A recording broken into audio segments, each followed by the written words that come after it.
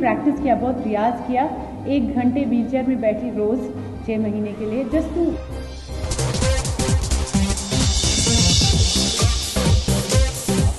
Film में आपने जो इस तरह का किरदार है, प्लीज़ उसके बारे में कुछ बताइए। हाँ, बेसिकली लाइला एक बहुत ही खूबसूरत किरदार है, क्योंकि एक दूध से धुली लड़की नहीं है, बिल्कुल चालू है, बहुत गलती करती है, कुछ माँ से लड़ाई होती है, सबसे प्यार हो जाता, एक जो भी लड़का उससे अटेंशन देती है उससे जल्दी प्यार हो जाता है, दिल टूटता है, दूसरों को दिल भी टूटती है।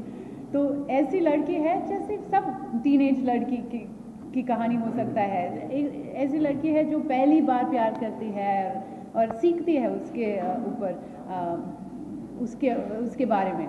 तो it's a fun character and उसकी स्पिरिट बहुत ही लाइट है। लाइला बहुत you know she is somebody who gets up with a good attitude, you know अगर कुछ बुरा होता है वो रोती है, लेकिन जल्दी 5 मिनट बाद वो हंसती है।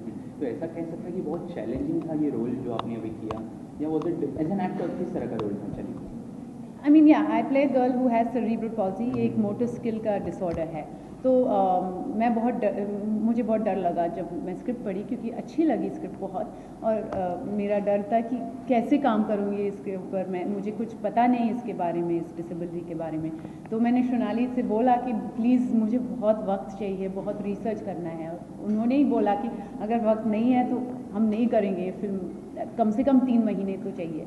तो सोनाली ने उनकी सिस्टर से इंट्रोड्यूस किया मुझे, मालिनी, और मालिनी को सेरिब्रल पॉल्सी है। तो मैंने बहुत वक्त बिताया मालिनी के साथ और ऑब्ज़र्व किया कि व्हील चेयर में कैसे घूमती है, क्या करती है, दिन में मतलब काम करती है एक सेंटर फॉर डिसेबिलिटी में, और उसके घर में कैसे कंफर्टेबल है, फिर बाहर कैसे लोग घूरते हैं उसको और बेचारी कहते हैं उसको, क्योंकि समझ नहीं रहे लोग कि उसको कोई इंटेलेक्चुअल इमोशनल कमी नहीं है, सिर्फ एक फिज़िकल डिसेबिलिटी है।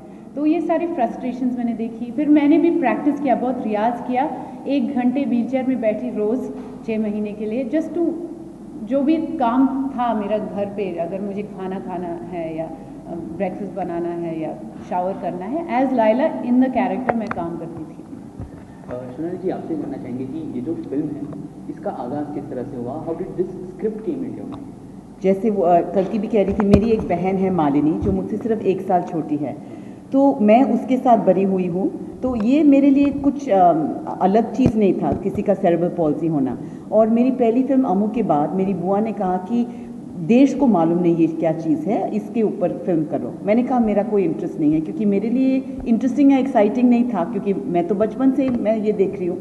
फिर मालिनी ने एक बात मुझे बताई, मैंने बोला कि आपको क्या चाहिए अपने 40th बर्थडे के लिए, इतना बढ़िया बर्थडे है। मैंने सोचा वो वाएँ ऐसा कुछ कहिए, एक छुट्टी चाहिए, ये चाहिए।